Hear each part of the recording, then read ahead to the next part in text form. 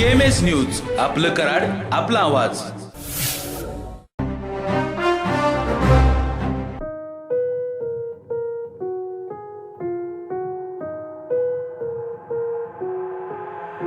I've got an itch I can't scratch, I'm missing a piece that completes a whole part of me, an open wound scar to see.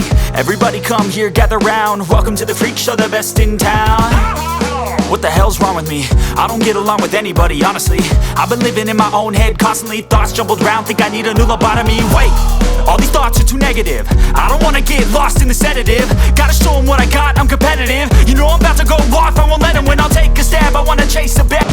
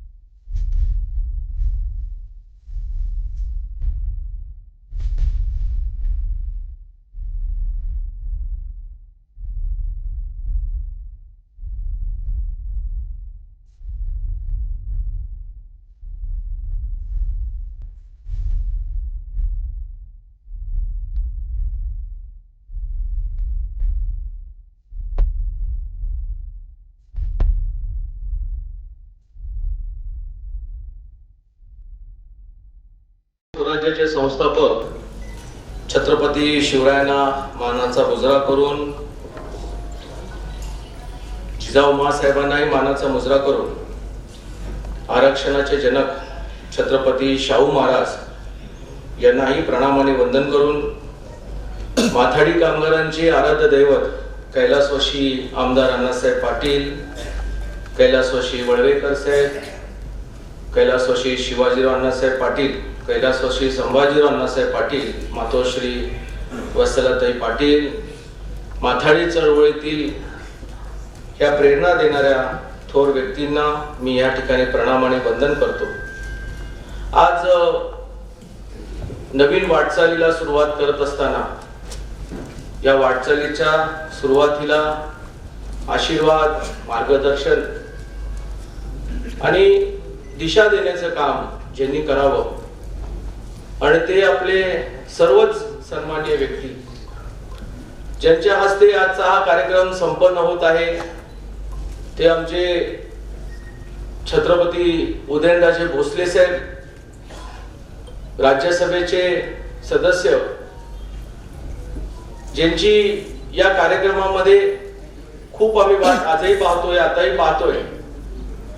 ते कोल्हापूरचे छत्रपती संभाजीराजे भोसले साहेब, एक तरुण नेतृत्व जे आज मुद्दामून या सगळ्या चळवळीमध्ये काम करत आहे. छत्रपती घराण्याचे सन्माननीय शिवेंद्र राजे बाबा भोसले साहेब, आमचे व्यासपीठावर बसलेले आमचे माथाडी कामगार युनियनचे अध्यक्ष सन्माननीय एकनाथरावजी जाधव साहेब, आमचे चंद्रकांतजी पाटील, आमचे गुलाबरावजी जगताप साहेब, त्याचबरोबर खास करून या कार्यक्रमाला उपस्थित राहिलेले बीड जिल्ह्यामधून या ठिकाणी उपस्थित राहिलेले आमचे रमेशजी पोकळे साहेब, गोरखजी शिंदे, आमचे सोलापूरचे आमचे मित्र किरण पवार, त्याचबरोबर आमच्या सोलापूरवरून खास करून छावा क्रांती सेनेचं काम पाहणारे आमचे दुसरे मित्र सन्माननीय प्रतापसिंह कांचन पाटील साहेब, आमच्या माथाडी कामगार युनियनचे संयुक्त सरचिटणीस रविकांतजी पाटील साहेब, आमच्या नगर जिल्ह्यामधून या कार्यक्रमाला माझ्या सोबत असणारे सन्माननीय देवेंद्रजी लांबे साहेब, साताऱ्याचे बापू क्षीरसागर साहेब, व्यासपीठावर बसलेले आमचे आमदार, माजी आमदार, त्याचबरोबर माझे मोठे बंधू सन्माननीय डॉक्टर हनुमंतराव पाटील साहेब, माझ्या भगिनी ॲडव्होकेट भारतीताई पाटील, त्याचबरोबर आमचे दुसरे बंधू जिल्हा परिषद सदस्य रमेश अण्णासाहेब पाटील, व्यासपीठावर आमचे येळगावकर साहेब, आमच्या विविध संघटनेचे पदाधिकारी, नगराध्यक्ष, कराडचे नगराध्यक्ष शिंदेताई, व्यासपीठावर बसलेले सर्व सन्माननीय व्यासपीठ आणि खास करून या कार्यक्रमाला यशस्वी करण्याकरिता ज्यांनी मला वेळेवर साथ दिली ते माझे सहकारी पोपटरावजी देशमुख साहेब, सोमनाथ अहिर, विजयजी राणे, अभिजितजी, संजय पठारे, त्याचबरोबर आमचे राहुल आहेत, सचिन भोसले आहेत, सर्वच मंडळी, माझ्या पत्नी डॉक्टर प्राची पाटील, माझ्या वहिनी लक्ष्मी वहिनी, आमच्या शारदा वहिनी, माझे पुतणे अर्जुन, माझी पुतणी डॉक्टर मधुश्री पाटील आणि सर्व आमच्या पाटील परिवार आणि आमचे सर्व सातारकर आणि आमचे सर्व नाशिक, सातारा, सांगली, कोल्हापूर, कराडवरून आलेले आमचे माथाडी कामगार बंधू आणि भगिनींनो, आज एक वेगळा कार्यक्रम आज आपण या ठिकाणी छत्रपतींच्या उपस्थितीमध्ये घेत असताना हे जाणीवपूर्वक सांगावं असं मला वाटतं की सातारा जिल्हा हा मराठ्यांची राजधानी, ज्या राजधानी म्हणून देशाला, राज्याला एक दिशा देण्याचं काम छत्रपती शिवरायांनी केलं. हिंदवी स्वराज्याची स्थापना केली, ज्या स्वराज्यामध्ये 12 बलुतेदार, 18 पगड जात्या या सगळ्या सोबत घेऊन या राज्याची, महाराष्ट्राची स्थापना स्वराज्याची स्थापना राजांनी केली. राजांनी सर्वांना सोबत जाऊन शेतकरी वेगवेगळ्या विषयावरती त्यांनी राजांनी एकत्रपणे संघटन बांधून या ठिकाणी पराक्रम या ठिकाणी गाजवले. किंबहुना 7 समुद्रापलीकडेही आज महाराजांचं कार्याचं गुणगान त्या ठिकाणी चालत असते. आणि म्हणून मराठ्यांच्या राजधानीमध्ये एक नवीन चळवळ या ठिकाणी सुरू करायचा संकल्प मी या ठिकाणी केला. माझे वडील सातारा जिल्हा पाटण तालुका मंदुळ गावातून त्यांचा जन्म झाला. गावची परिस्थिती हलाख्याची होती. एवढी शेती नव्हती की तिथं भागू शकतात. आणि म्हणून मुंबईमध्ये एसटी पकडून त्या ठिकाणी दारूखान्यामध्ये आले आणि मुंबई पोर्ट ट्रस्ट मध्ये काम केलं. माथाडी कामगारांची चळवळ ही स्वर्गीय आमदार अण्णासाहेबांनी मुंबई सारख्या शहरामध्ये केली. पण वडिलांचा जन्म हा पाटण तालुक्यामध्ये डेबिवाडीमध्ये झाला. म्हणून मराठा आणि माथाडी ही दोन्ही चळवळीचं सुरुवात करण्याचं मी मनोधैर्य हे सातारा जिल्ह्यामधून मी केलं. आज वडिलांच्या नावावरती ज्या फाउंडेशनचं आम्ही उद्घाटन करणार आहोत, खूप स्पष्ट भूमिका आहे. त्याच्यामध्ये कुठल्या प्रकारचं राजकारण नाहीये. किंबहुना तिन्ही महाराजांना एका व्यासपीठावरती आणण्याचं काम यासाठी करत असतो की महाराष्ट्र या मराठ्यांच्या राजधानीमध्ये आम्ही सगळ्यांचं लक्ष हे महाराजांकडे त्या ठिकाणी आहे. आणि म्हणून महाराजांनी पुढे भूमिका घेतली पाहिजे. आज छत्रपती संभाजीराजे महाराष्ट्रातल्या विविध कानाकोपऱ्यामध्ये फिरतात, मराठा समाजाला एकत्र करतात, मराठ्यांच्या विषयावरती सरकारशी चर्चा करतात.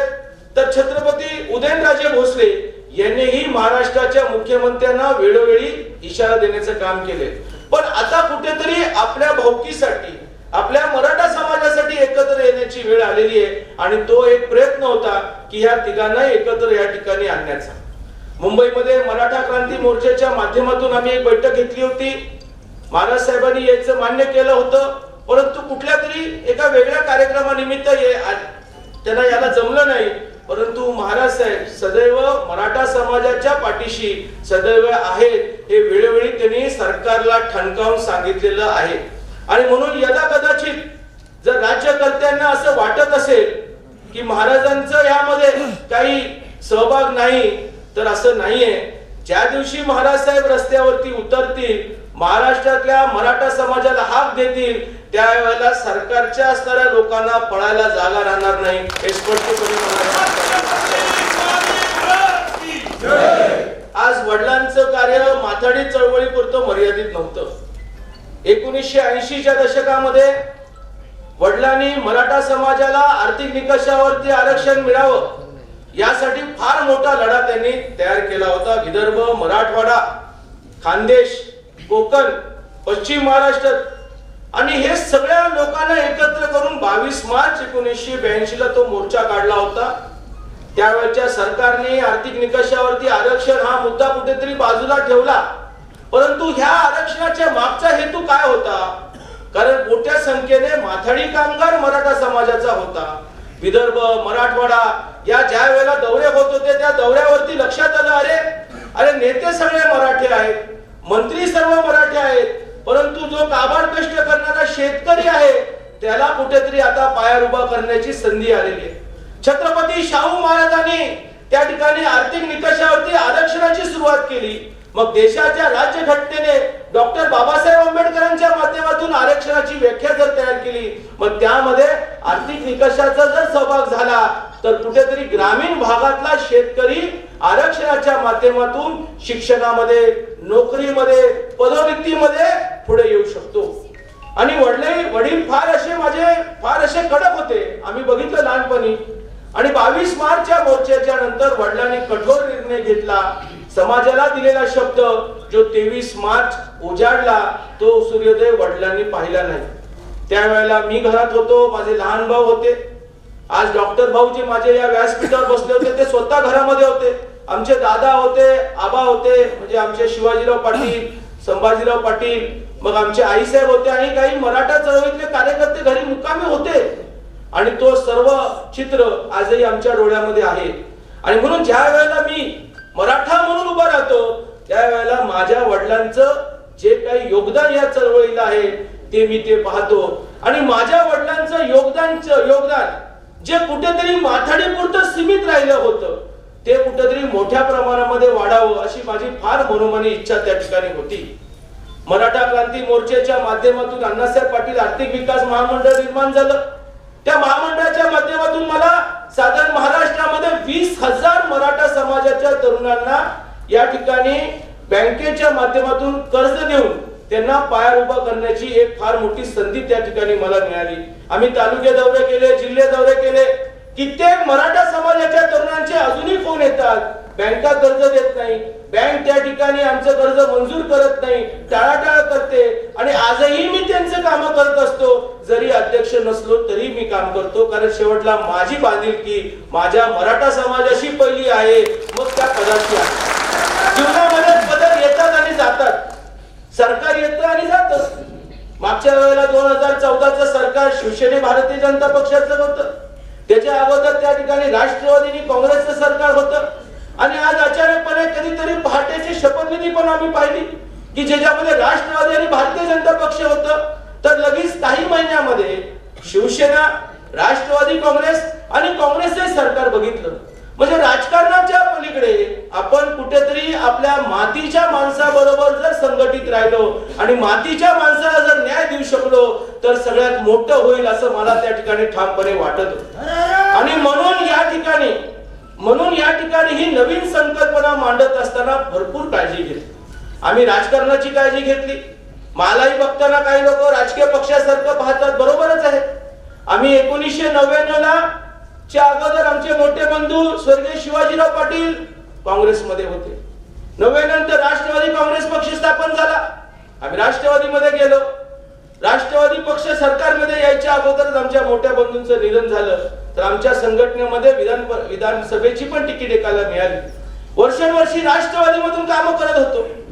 निवडणुकीच्या अगोदर आम्ही दरवेळेला आमचा झेंडा आणि दांडा घेऊन निघायचो. गावामध्ये जाऊन निवडणुकीचा राजकीय प्रचार करायचो. विधान परिषदेची संधी मिळाली, पण विधान परिषदेमध्ये गेल्यानंतर मी 2014ला छत्रपती संभाजी महाराजांच्या नेतृत्वाखाली महाराष्ट्रामध्ये 1982च्या नंतर पहिला मोर्चा आम्ही विधान भवनावरती काढला. हे मी तुम्हाला या ठिकाणी सांगतो. म्हणजे आपण एखाद्या पक्षाशी जोडलं गेलो म्हणून आपण त्या पक्षाच्या सरकारच्या विरोधामध्ये काम करू शकत नाही. हे मी मुद्दामून तुम्हाला यासाठी सांगतो कारण मी दरवेळेला बोलतो की माझा मराठा आणि माझी माथाडी पहिलं, मग माझं राजकीय वलय. कारण आपण दरवेळेला कुठलंही कार्य सुरू केलं तर राजकीय वलयला पहिलं बघितलं जातं. या जिल्ह्यामधून आम्ही महाराज साहेबांच्या विरोधामध्ये निवडणूक लढवली. एखाद्याने खूप चांगला मला व्हॉट्सअप मेसेज पाठवला, साहेब आता नवीन पक्ष काढताय का काय? म्हटलं तेच प्रॉब्लेम आहे आमच्या मराठ्यांमध्ये. आमचा मराठा समाज राजकारणामध्ये गुंतला गेलेला आहे. जिल्हा परिषद, पंचायत समिती, आता ग्रामपंचायती झाल्या, आमदारकी, विधान परिषद, विधानसभा, खासदारकी, मंत्री, साखर कारखाना, कारखानदार. अरे पण या राजकारणाच्या पलीकडेही आमचा एक मराठा बांधव शेतकरी अजूनही वाट बघतोय महाराज साहेबांसाठी की महाराष्ट्रामध्ये ज्या छत्रपतींची गादी, ज्या महाराष्ट्रामध्ये छत्रपतींची गादी आहे, ज्या महाराष्ट्रामध्ये शाहू महाराजांनी आरक्षण दिले, ही मंडळी का अजून बाहेर पडत नाही? आणि आम्ही मावळे म्हणून त्यांच्यासाठी आज महाराष्ट्रामध्ये काम करणार आहोत हे जाहीरपणे आम्ही त्या ठिकाणी सांगतो. जीवनामध्ये राजकारण हे महत्वाचं नसतं. राजकारण क्षणात असतं. 4-5 वर्ष विरोधी पक्ष होते, त्यावेळेला ओरडत होते आरक्षणाबद्दल, पण सत्ता आल्यानंतर ज्या पद्धतीने मराठा आरक्षण मिळालेल्याबद्दल दुर्लक्ष केलं झालं, फार वेदना होता त्या ठिकाणी. आम्ही मगाशी बाबांशी मी वरती बोलत होतो, बाबा आपण सातारामध्ये मोर्चा काढला, तुम्ही होता, छत्रपती साहेब होते, शशिकांत शिंदे होते, गोरे होते, सगळे होते, पाटणकर होते, देसाई होते, सगळी तर होती मोर्चाला. मग आज महाराष्ट्राच्या या सातारा जिल्ह्यामधून ज्या वेळेला महाराष्ट्रामध्ये SC-BC आरक्षण जे दिलं गेलं त्या आरक्षणाला जर तिथे सुप्रीम कोर्ट स्टे करत असेल तर मग आज आमचा छत्रपती, आज आमचा सातारचा मावळा थंड का बसलेला आहे? तुम्ही लोक सत्तेवर गेला म्हणून सत्तेचा मास जास्त करू नका. 2014च्या अगोदर तुम्ही सत्तेवर होता, त्यावेळेला नारायण राणे कमिटी तुम्ही केली. 2014च्या नंतर 19 पर्यंत तुम्ही विरोधी पक्षामध्ये होता.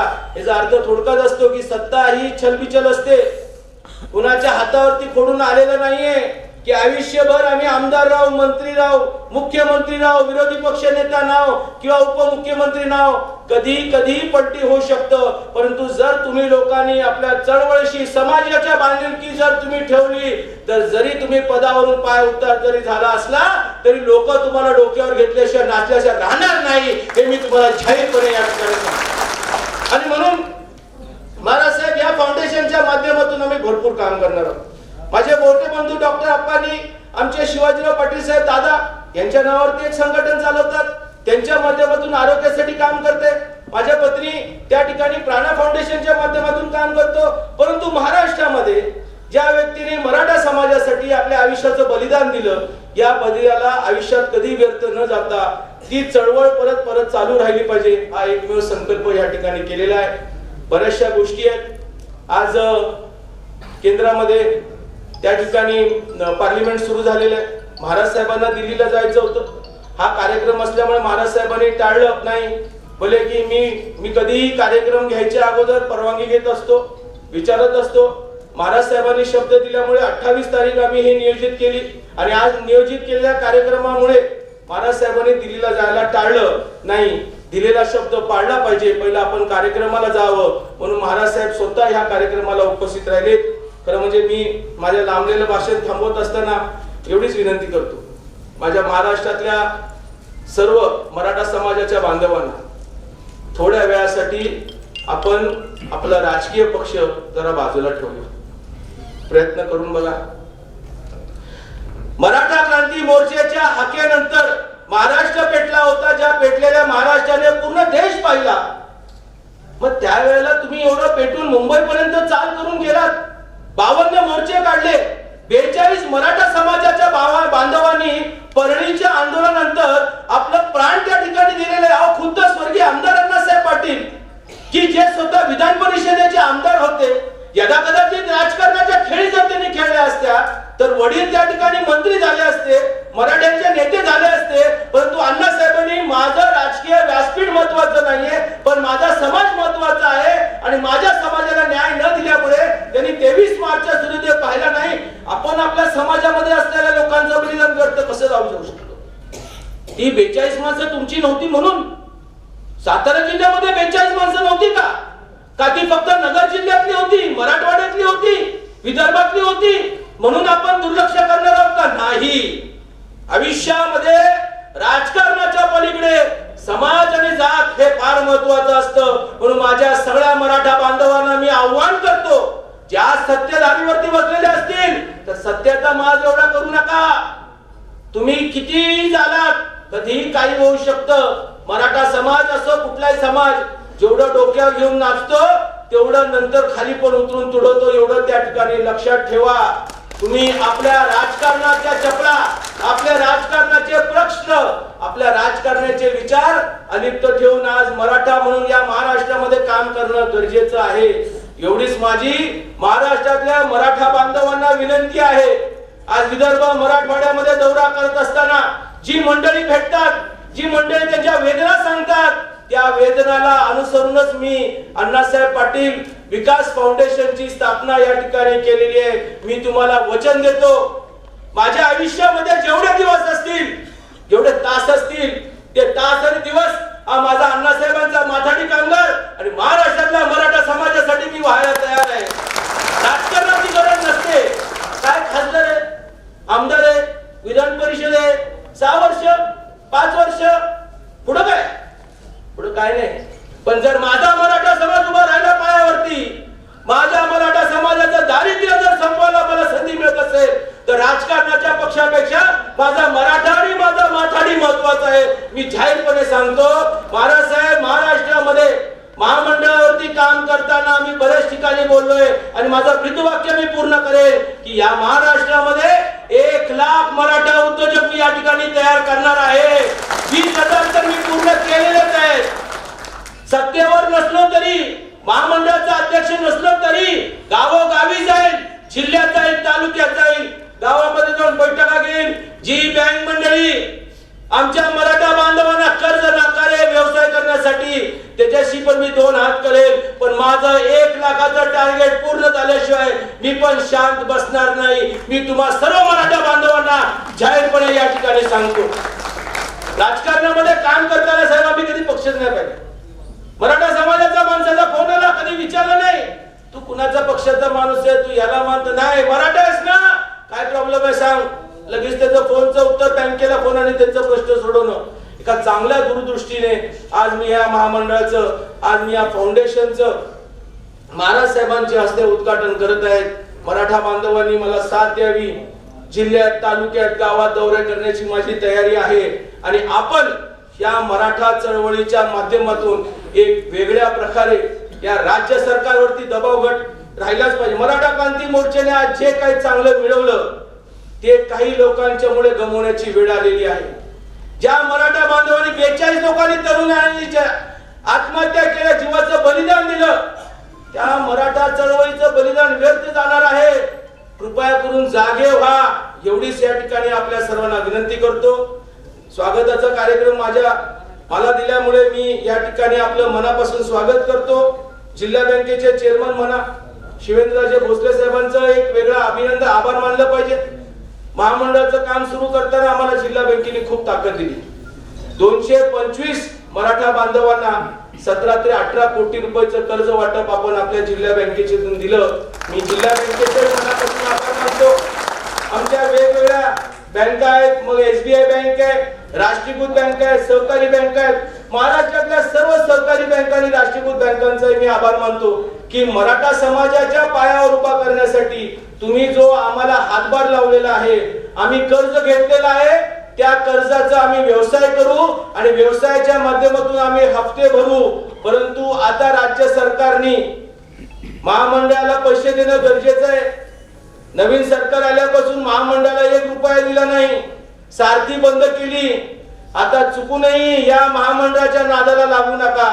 अध्यक्ष बदलला त्याबद्दल वाद नाहीये, आघाडी सरकारचा निर्णय आहे, परंतु महामंडळामध्ये पैसे देणं गरजेचं आहे. कारण ज्या विश्वासाने बँकेने राज्य सरकारच्या योजनेला बँकेने विश्वास देऊन कर्ज दिलेले आहेत त्या मुलांना अडचणी निर्माण होता कामा नये. जर झाल्यास तर मी पण एका बाजूला आणि तुम्ही तिघं एका बाजूला, मग काय करायचं ते मी बघून घेईल एवढंच सांगतो. आणि एका नवीन वाटचालीला सुरुवात करताना मी तुम्हा सर्वांचा आभार मानतो. व्यासपीठावर आलेल्या सर्वांचंच मी मनापासून या ठिकाणी स्वागत करतो आणि थांबतो. जय भवानी, जय शिवराय. आचार विचार आणि मूर्तिमंत स्वरूप घेऊन आपण या महाराष्ट्रामध्ये कार्य करताय. आपल्याला सर्व तमाम उपस्थित मान्यवरांच्या वतीने मी या ठिकाणी शुभेच्छा व्यक्त करतो. साहेब, आपण आता अण्णासाहेब पाटील विकास फाउंडेशनच्या आपण एक उद्दिष्ट जे पॅम्पलेट काढलेले आहे त्याचं उद्घाटन महाराजांच्या हस्ते या ठिकाणी करायचं आहे आणि फाउंडेशनच्या नावाच्या बोर्डचं या ठिकाणी जवळ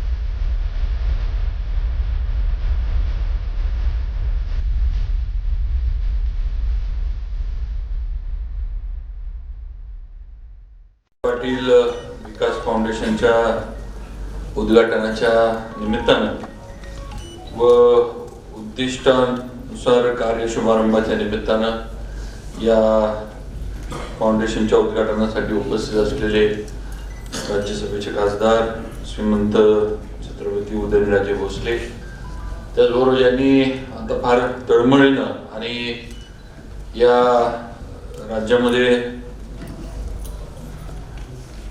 मराठा आरक्षणाच्या बाबतीत असू दे, अण्णासाहेब पाटील महामंडळाच्या माध्यमातून असू दे, अतिशय तळमळीनं ज्यांनी काम केलं आणि आत्ताचं आपलं मनोगत सुद्धा त्याच पद्धतीनं ज्यांनी व्यक्त केलं ते आमचे मित्र नरेंद्रजी पाटील, त्याचबरोबर इथं उपस्थित असलेले मान्य डॉक्टर येळगावकर, ते माजी आमदार मान्य गुलाबराव जगताप, त्याचबरोबर नरेंद्रच्या सुविद्य पत्नी सौ प्राचीताई पाटील, नरेंद्रच्या भगिनी नगरसेविका सौ पाटीलताई आणि उपस्थित आता स्टेजवरचे राज्यातून आलेले सर्व सन्मान्य मंडळी, सर्वांची नावं घेऊन वेळ मी घेत नाही कारण थोडा कार्यक्रम सुरू व्हायला उशीर झाला आणि महाराजांना अजून त्यांचं पण मनोगत व्यक्त करायचे आहे. सर्वप्रथम तर मी छत्रपती शिवाजी महाराजांना त्यांच्या स्मृतीस अभिवादन करतो, संभाजी महाराजांच्या स्मृतीस अभिवादन करतो, स्वर्गीय अण्णासाहेब पाटील यांच्या स्मृतीस अभिवादन करतो. कारण या सर्व थोर लोकांच्या मुळे आणि यांच्या विचारांमुळं आज आपण इथं एकत्र येतोय, बसतोय, चर्चा करतोय, विचार विनिमय करतोय आणि पुढं लढायचं कसं ह्याचं आपण व्यूहरचना म्हणा किंवा ह्याच्याबद्दल आपण आपलं मत सगळेजण व्यक्त करतोय. अण्णासाहेब पाटलांचं कार्य आपल्याला सर्वांना ज्ञात आहे. महाराष्ट्रामध्ये त्यांनी केलेलं मराठा समाजासाठी जे काम आहे हे या राज्यातील प्रत्येक म्हणजे राजकीय पक्षाच्या प्रत्येक नेत्याला अण्णासाहेब पाटलांचं काम माहित आहे. आणि आज सुद्धा म्हणजे आता सुद्धा मराठा आरक्षणाबद्दलचा जो लढा चालू आहे किंवा मराठा आरक्षणाबद्दल जी काही आज चर्चा, जी काही कोर्टामध्ये जे काही सगळं चाललंय ह्याचा पाया जो आहे तो स्वर्गीय अण्णासाहेब पाटलांनी घालून दिलेला आहे. आपण कधीही विसरून चालणार नाही.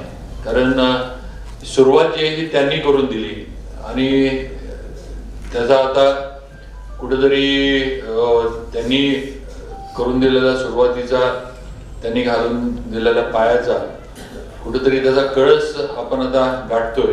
अशा याला आपण आलोय असं म्हटलं तरी चुकीचं ठरणार नाही. पण हे होत असताना ज्याचा उल्लेख नरेंद्रनी केला की मुद्दामून या कार्याला खोडा घालण्याचं किंवा काहीतरी आडवं लावण्याचं काम हे राज्यामध्ये होतंय, हे आपल्याला सर्वांना, मराठा समाजातील बांधवांना, भगिनींना हे आपल्याला दिसतंय, जाणवतंय. मुद्दामून जे आपल्याला दिलंय किंवा मिळालंय ते मिळू नये म्हणून काहीतरी प्रयत्न केले जातात आणि आपल्या न्याय हक्काच्या ज्या गोष्टी आहेत त्याच्यापासून आपल्या मराठा समाजाला, या समाजातील गरजू लोकांना, हे इथं बसलेल्या प्रत्येकाला आरक्षणाची गरज आहे असं मी अजिबात म्हणणार नाही, पण जे गरजू आहेत त्यांना सुद्धा आरक्षणाच्या या याच्यापासून दूर ठेवण्याचा प्रयत्न हा राज्यामध्ये होतोय.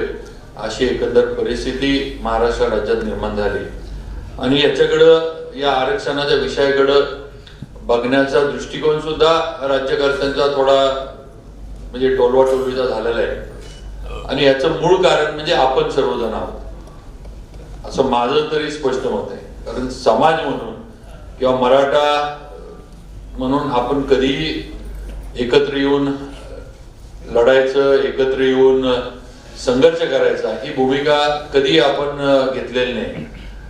कोपर्डीची घटना घडल्यानंतर एकदम सगळेजण खडबडून जागे झाले आणि नंतर एकंदर सगळी मुकमोर्चे असतील, ठोक मोर्चा असेल, मुंबईतला मोर्चा असू दे, प्रत्येक जिल्ह्यातले मोर्चा असू दे, लाखोच्या संख्येने हे मोर्चे निघाले आणि त्यावेळेला एक वेगळं वातावरण राज्यामध्ये निर्माण झालं होतं.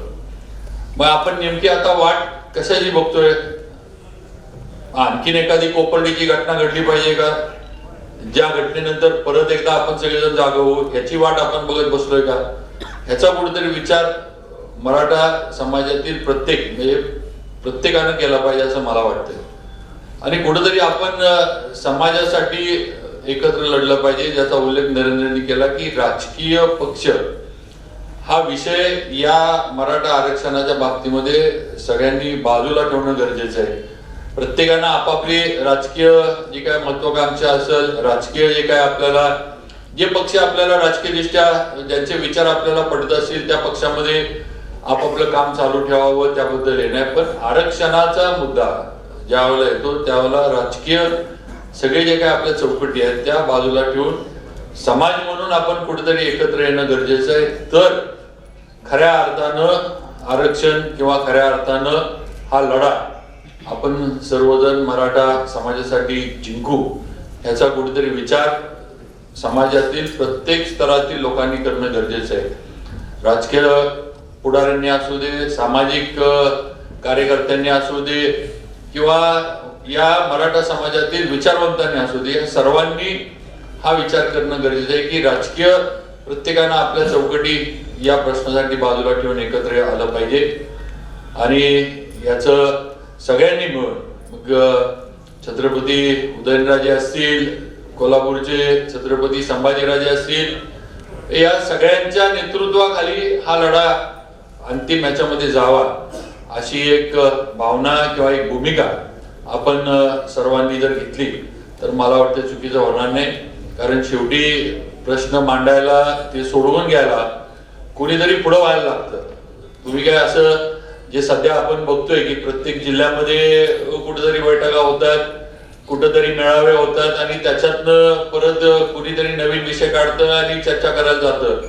अशानं प्रश्न सुटणार नाहीये. कुठेतरी एकत्र येण्याची आणि एकमुखी मागणी आपली जी आहे ती शासनापर्यंत, राज्य सरकार असू दे, केंद्र सरकार असू दे, यांच्यापर्यंत पोहोचवण्याचे काम हे आपण सर्वांनी केलं पाहिजे. त्याच्यासाठी कुणाकडे तरी या जबाबदाऱ्या दिल्या पाहिजेत असं माझं तरी स्पष्ट मत आहे.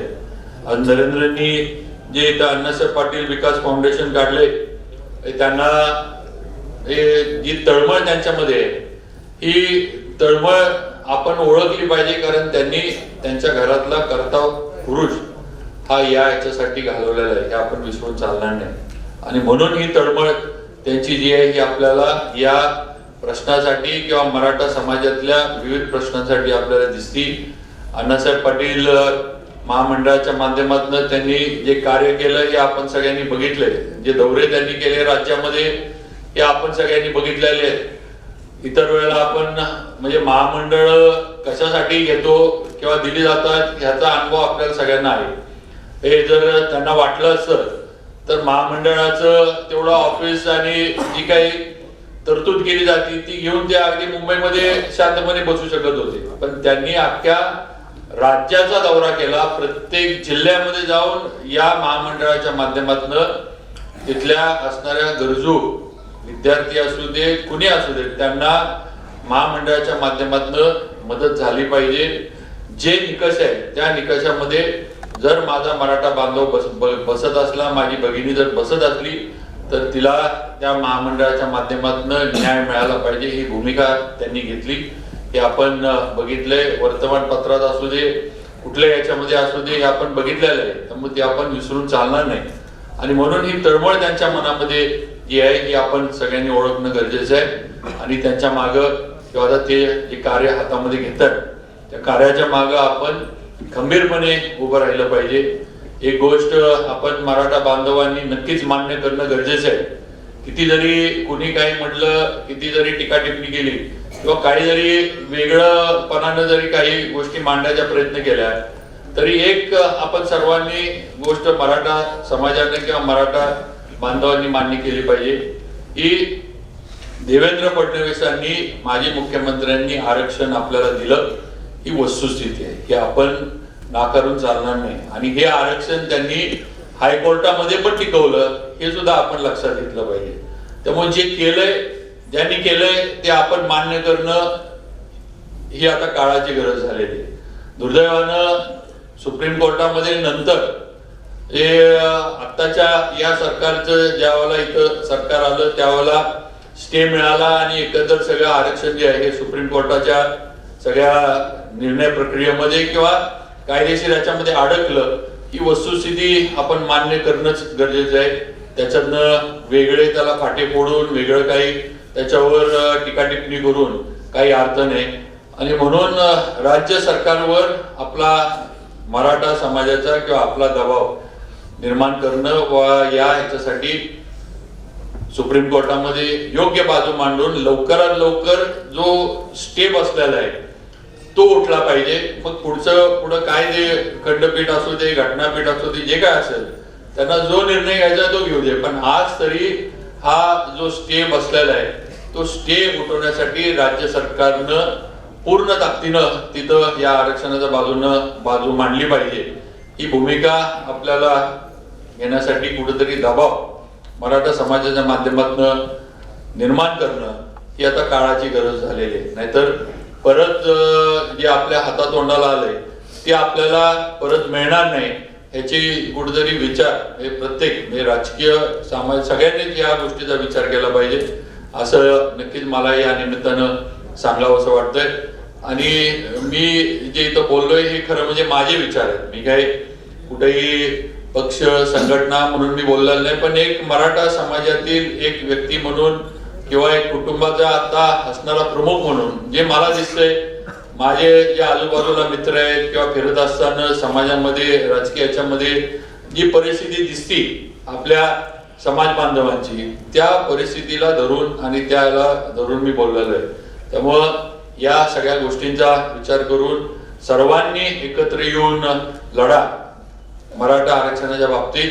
आणि आज या फाउंडेशनला सुद्धा जे नरेंद्रजींनी चालू केले त्याला सुद्धा आपली ताकद, कारण हे सुद्धा फाउंडेशनचं कार्य जे आहे हे समाज एकत्र आणण्यासाठी बांधण्यासाठी फार महत्वाचं ठरणार आहे हे आपण लक्षात घ्या.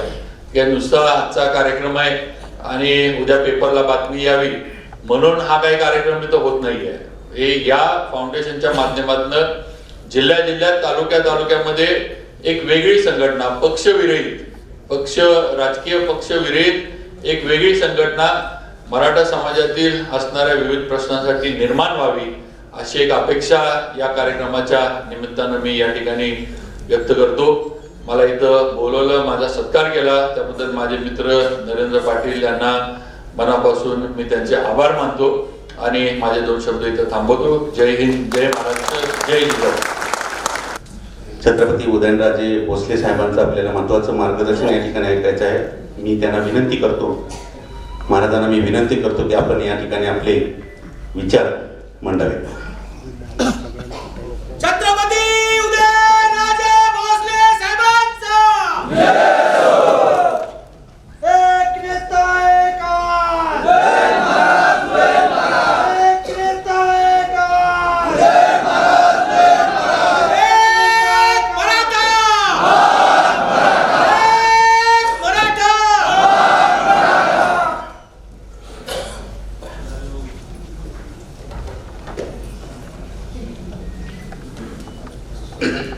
सर्वप्रथम मी व्यक्तिशः माझ्या वतीने आणि उपस्थित सर्व मान्यवरांच्या वतीने युगपुरुष छत्रपती शिवाजी महाराज, राजमाता जिजाऊ महाराज, छत्रपती संभाजी महाराज आणि ज्यांचं फार मोठं योगदान आहे असे कैलासवासी आदरणीय अण्णासाहेब पाटील आणि आज या कार्यक्रमाला खास करून उपस्थित असलेले माझे बंधू शिवेंद्रराजे, आमचे मित्र नरेंद्र पाटील, रमेश पाटील, नरेंद्र पाटील, आमदार दिलीपराव हेळगावकर, एकनाथराव जाधव, गुलाबराव जगताप आणि उपस्थित सर्व मान्यवर, आज खऱ्या अर्थाने या ठिकाणी विनंती करणार आहे, जे सगळे माझे पत्रकार बंधू या ठिकाणी जे उपस्थित आहेत, कारण आम्ही जे बोलतो किंवा या ठिकाणी माझ्या अगोदर नरेंद्र पाटलांनी जे वक्तव्य केलं, शिवेंद्र यांनी केलं, ते फक्त आपल्यापर्यंत पोहोचलं. पण खऱ्या अर्थाने आज सर्व पत्रकारांना हात जोडून विनंती करतो की पत्रकार हे म्हणजे लोकशाहीतला एक चौथा स्तंभ आहे आणि ज्या वेदना ह्या मराठा समाजाच्या त्या आपण ठिकठिकाणी आजपर्यंत या अगोदर सुद्धा पोहोचवलेत, पण भविष्य काळात सुद्धा त्याला चालना देण्याचं काम आपल्या सर्वांकडनं आमची फार मोठी अपेक्षा आहे. अण्णासाहेबांच्या कार्याच्या बाबतीत बोलायचं झालं तर एखाद्या छोट्या खेड्यात जन्माला आले आणि जसं त्या काळात छत्रपती शिवाजी महाराजांनी एक मुठभर लोकांना घेऊन एक दिशा देण्याचं काम केलं, त्यातूनच आपल्याला या देशाला गुलामगिरीतनं मुक्त करण्यात आलं आणि स्वराज्याची स्थापना झाली. त्यांचाच विचार घेऊन अण्णासाहेबांनी देखील संपूर्ण आयुष्य त्यांचं वेचलं. जे असंघटित संपूर्ण जे कामगार वर्ग होता, जो वेगवेगळ्या ठिकाणून त्यांनी केवळ आपला उदरनिर्वाहासाठी जे मोठमोठ्या शहरांकडे धाव घेतली, मुंबई असेल, नवी मुंबई, ठाणे, इतर जे काही मोठे शहर आहेत, त्या ठिकाणी त्यांना संघटित करून त्यांना त्यांची सुरक्षित करण्याचं काम त्यावेळेस अण्णासाहेब असतील आणि त्यांचे त्यावेळेचे जे काय संपूर्ण सहकारी, त्या सगळ्यांचं जेवढं यांचं धन्यवाद द्यावे तेवढे थोडंच आहे. मी नेहमी माझ्या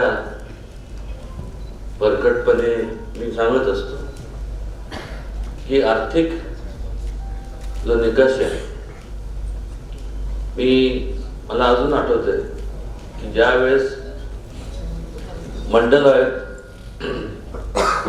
झाला त्यावेळेस पंतप्रधान VP सिंग होते आणि मी त्यावेळेस दिल्लीत होतो, कामानिमित्त गेलो होतो आणि जे दृश्य मी जे पाहिलं ते म्हणजे मला एक क्षणभर वाटलंच नाही की एवढा मोठा उद्रेक होईल.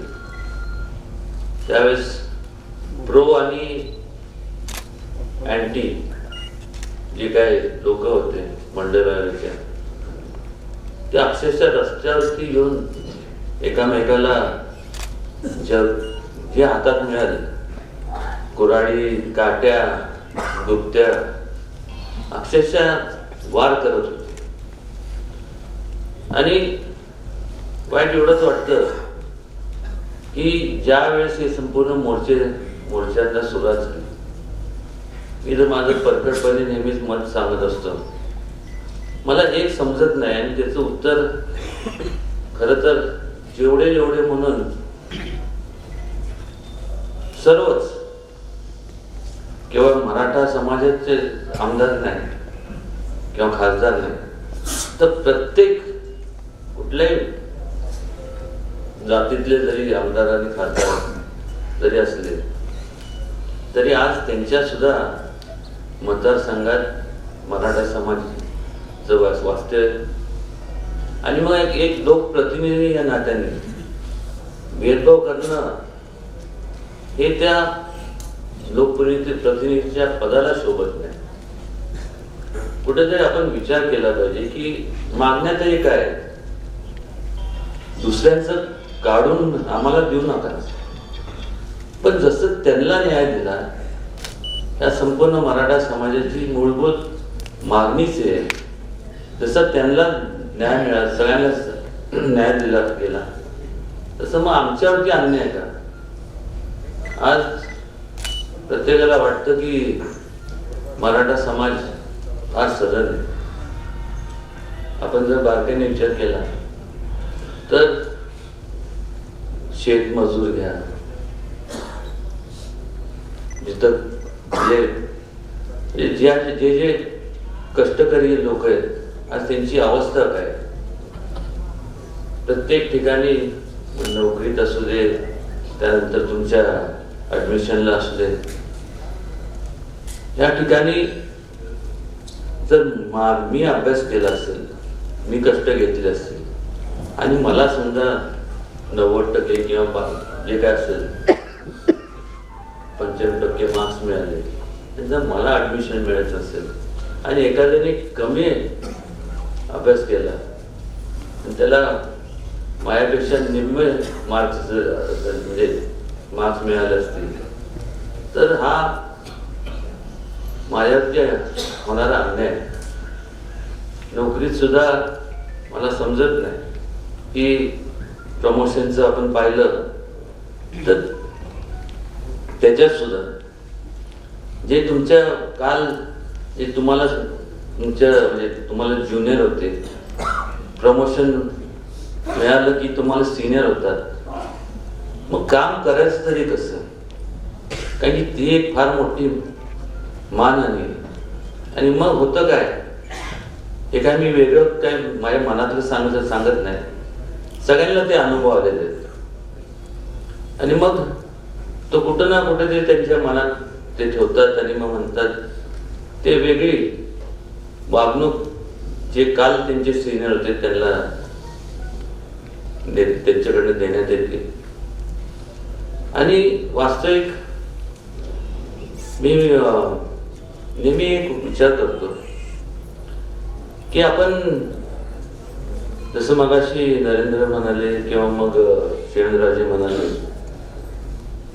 की निवडणुका किंवा सत्ता ही काय दर 5 वर्षानंतर निवडणुका लोकशाहीमध्ये तर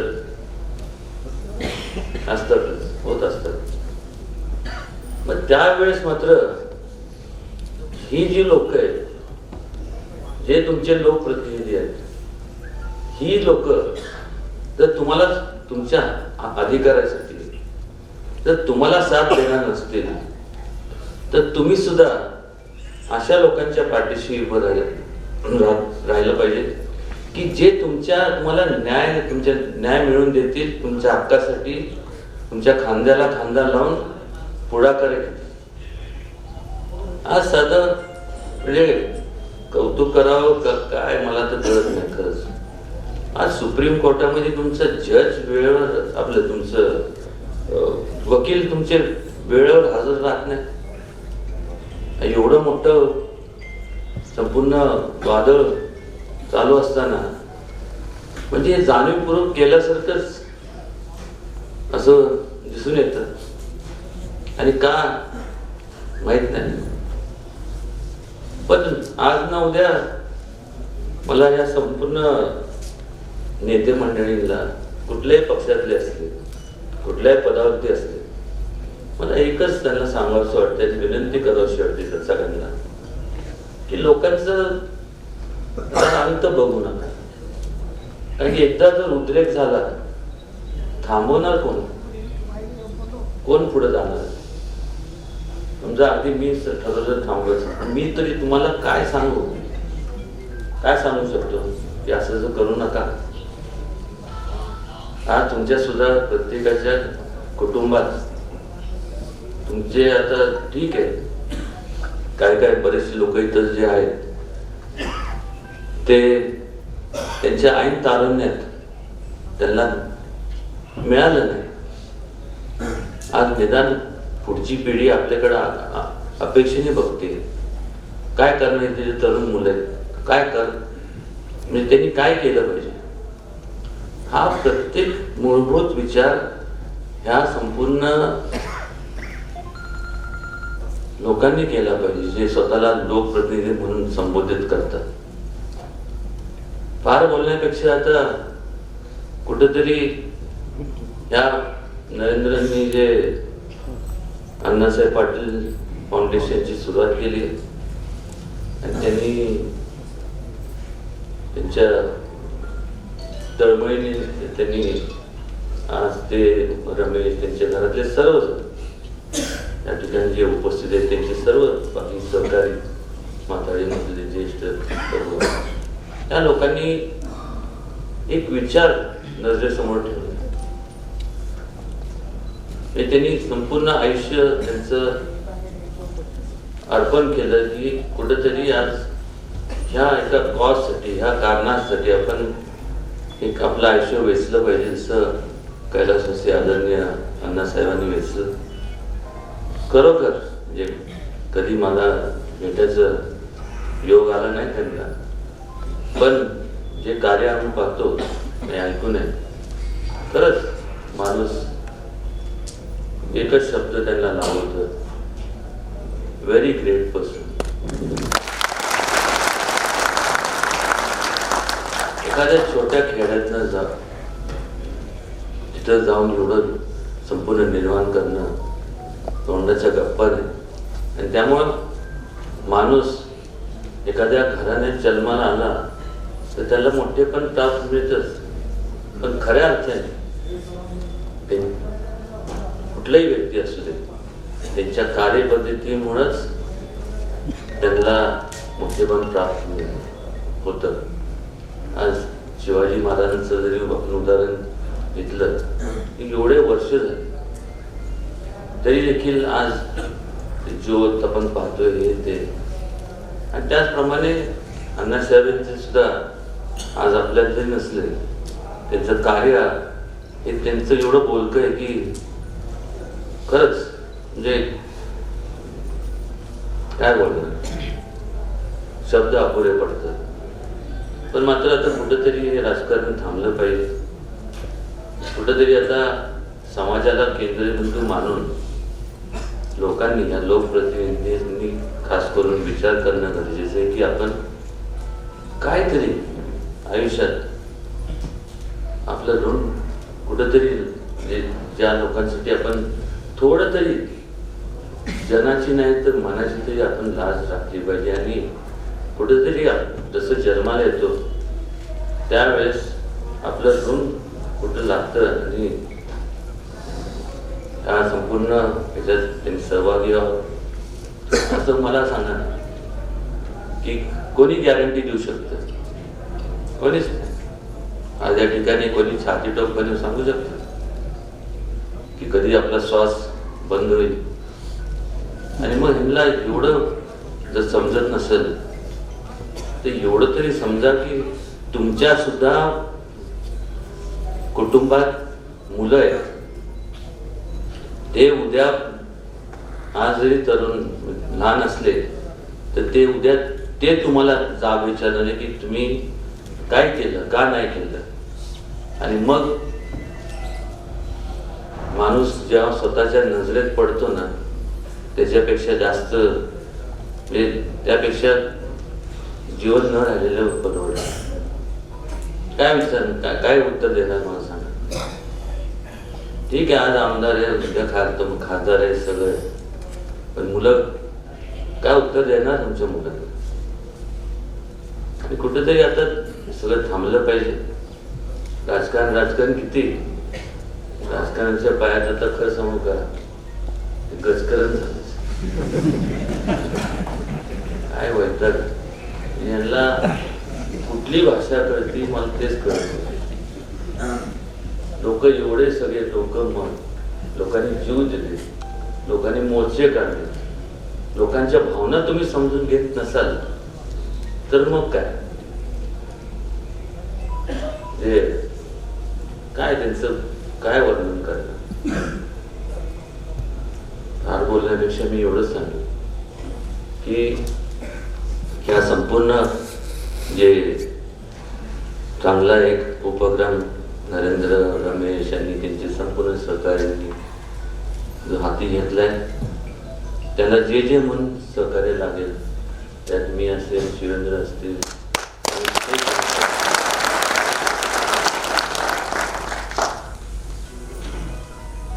आणि आज खरोखर या कार्यक्रमाला मला निमंत्रण मिळालं हे माझं भाग्य समजतो. कारण की माझ्या हिशोबाने हा असे कार्यक्रम ज्यांनी एवढं योगदान दिलं, हा कार्यक्रम आज पुण्याचा कार्यक्रम आहे आणि आज तो उपस्थित राहिल्यामुळे आपल्या सर्वांचा सहवास लाभला. त्याबद्दल पुन्हा एकदा सर्व संयोजक, कार्यक्रमाचे संयोजकांचे पुन्हा मनपूर्वक आभार मानतो आणि ईश्वरांनी प्रार्थना करतो की हे जेवढे लोकप्रतिनिधी आहेत त्यांना थोडीफार त्याचा प्रकाश पाडा आणि या कामाला त्यांनी सुरुवात करावी. याचं बघता बघता आयुष्य निघून गेलं. कळायच्या अगोदर शाळा संपली, कॉलेज संपलं. मी आता काय, आणि प्रत्येकाचे वेदना एकच असतात. अनेक ठिकाणी लोक बोलून दाखवतात. काम नसल्यामुळं आज मुलांचे लग्न होत नाही. त्याला अपवाद कोणीच नाही. आणि जेवण त्यांना बुद्धी द्यावी अशी माझ्या वतीने आणि आपल्या सर्वांच्या वतीने त्यांना कळकळीची विनंती करतो. धन्यवाद.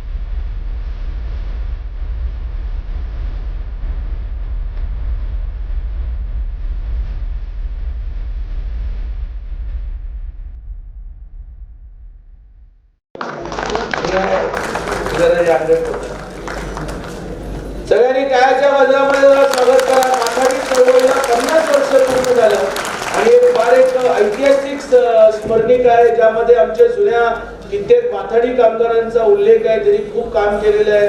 कित्येक लोकांचे विचार त्यामध्ये आहेत. तुमच्या नेतृत्वाखाली, छत्रपती संभाजी महाराजांच्या नेतृत्वाखाली आणि बाबा राजेसाहेब तुमच्या तिघांच्या नेतृत्वाखाली मुंबईमध्ये महाराष्ट्रातल्या सर्व पक्षीय मराठा समाजाच्या आमदारांची एक बैठक आपण त्या ठिकाणी लावूया. ते पण माथाडी भवन मध्ये जिथं अण्णासाहेबांची चळवळ सुरू झाली. आणि या सर्व आमदारांना तुम्ही ठणकावून सांगावं की यदा कदाचित तुम्ही जर सरकारवरती मराठ्यांचे प्रश्न सोडवू शकत नसाल तर मग आम्ही ताब्यात घेऊ, असं तुमच्या उपस्थितीमध्ये ती लवकरात लवकर बैठक लावतो. फक्त तुम्ही महाराज साहेब बघा, मला राजकारणामध्ये एवढा इंटरेस्ट नाहीये, तुम्हालाही माहिती आहे. इलेक्शन नंतर मी कधीच फिरलो नाही आणि महाराज साहेब तुमच्याकडे आम्ही जाणार नाही. परंतु मराठ्यांसाठी तुम्ही सगळ्यांनी वेळ द्या. तिघांनी तुम्ही त्रिदेव म्हणून या मराठ्यांच्या पाठीशी उभे राहा. मग काय करायचं आम्ही पावले आम्ही स्वागत करतो.